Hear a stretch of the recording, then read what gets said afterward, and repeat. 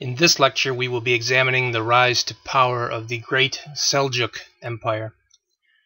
The Seljuk Empire stretched from the Aegean Sea in the west, which is the body of water you can see next to the east of modern-day Greece, all the way to the Hindu Kush Mountains in the east, or the borders of modern-day Afghanistan and Pakistan.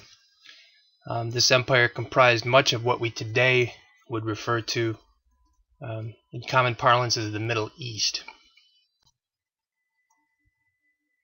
The Seljuks originated in Central Asia near the Aral Sea. If you look on the map, that would be to the east of the Caspian Sea, the smaller sea to the east. By the mid-10th century, the Seljuks had converted to Islam. They arrived, moving further west, at a time of civil war and struggle in the Abbasid Caliphate, which was centered, as you learned from your readings, in the city of Baghdad. However, the Seljuks kept the Abbasid ruling family as something of spiritual leaders. This was really was a very clever move, as the Seljuks recognized that they lacked the historical and religious legitimacy possessed by the Abbasids, being sort of new kids on the block.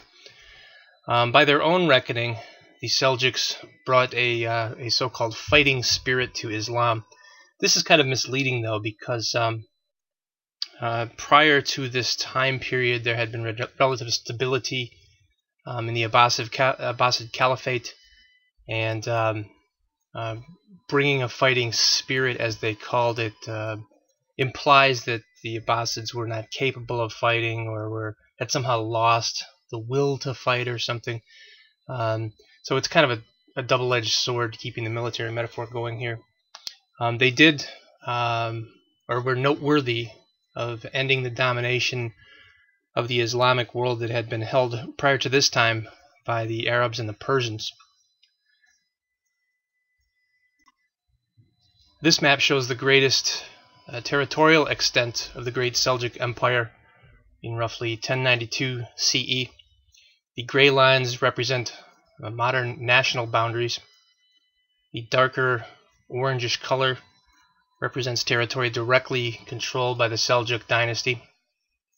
The lighter orange color in the upper right-hand corner of the map represents territory controlled by the Karakhanid Khanate, K-A-R-A-K-H-A-N-I-D, which the Seljuks subjugated in a pivotal battle in 1089 when they captured the Karakhanid, capital city of Samarkand. Today, Samarkand is the second largest city in the nation of Uzbekistan. The city was significant for its position on the Silk Road between China and the West, we discussed in earlier lectures. It was also known as an important center for Islamic scholarship.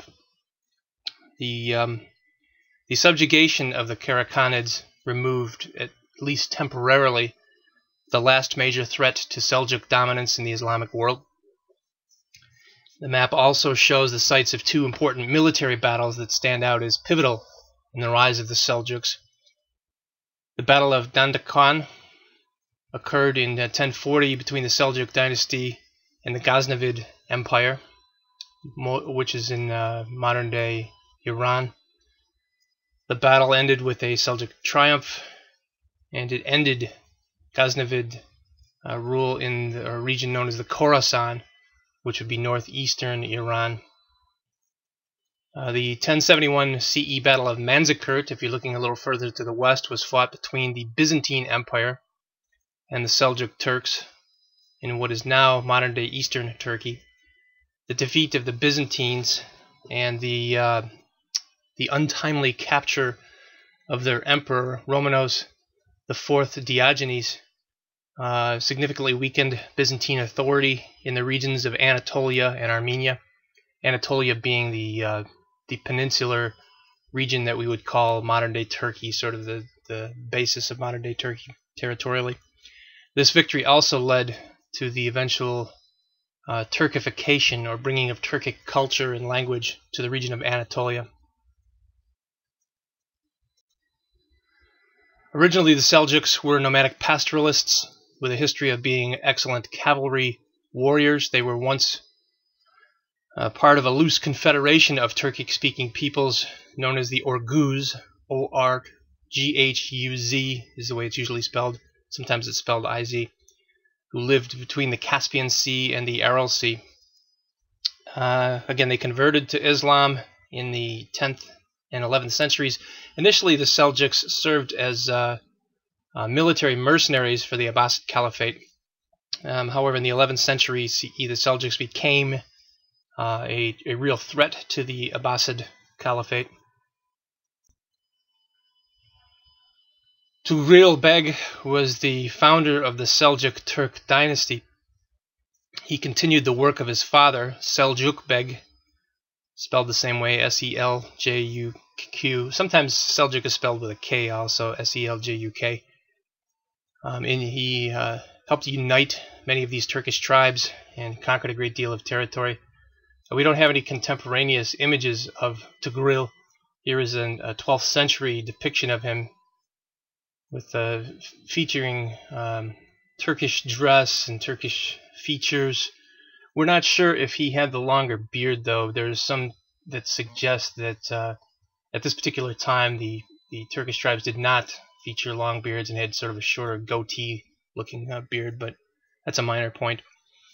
After arriving in Persia, the Seljuks embraced Persian culture, and they became known as patrons of Persian-influenced art, literature, and architecture. Tugril was the second ruler again of the Seljuq Dynasty and the first named sultan. The Abbasid Caliph named him sultan. The Seljuks also made the Persian language the official language of their government. In the 11th century, the Seljuks engaged in a period of extensive territorial expansion. They took control of Baghdad in 1055 CE, essentially controlling the Abbasid Empire, but again keeping the Abbasid Caliph, the Caliphate, sort of intact, but they were the ones really running the show. By the late 11th century, the Seljuks had moved toward Egypt. They had conquered a significant amount of Byzantine territory. In 1071, they again defeated the Byzantines at the Battle of Manzikert and won most of Anatolia, as you can see. The Byzantines, sort of on the ropes at this time, looked to the west for help, and when we discuss the history of the Crusades in a later lecture, we will further explore this conflict between the Byzantines, the Western Christians, and the Seljuk dynasty.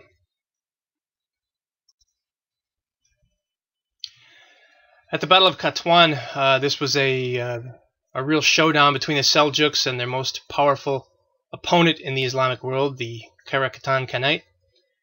We had discussed them earlier. The battle took place on the Katwan steppe, which was north of the city of Samarkand. So the conflict also had important symbolic meaning to the contestants, as this was land with deep ties to the history of the Seljuks as well as the Karakatan.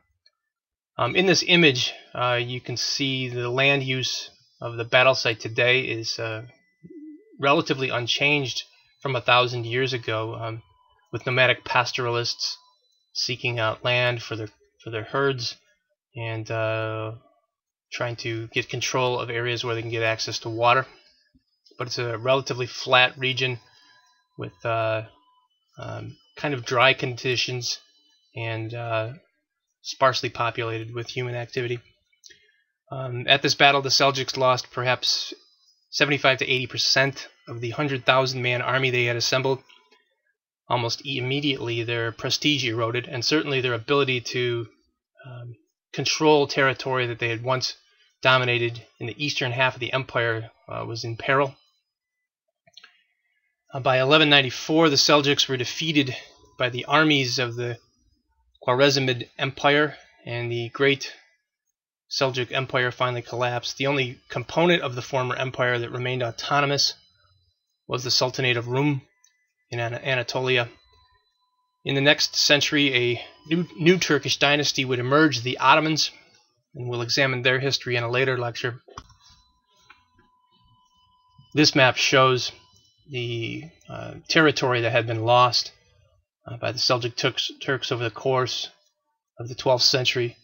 And while they did remain a sultanate in sort of the eastern two-thirds of the Anatolian Peninsula, there was no longer an empire by the end of the 12th century. And this brings to a close our brief examination of the Seljuq Turks. We'll have more to say about them as we discuss the history of the Byzantine Empire, as well as the history of the Crusades in later lectures.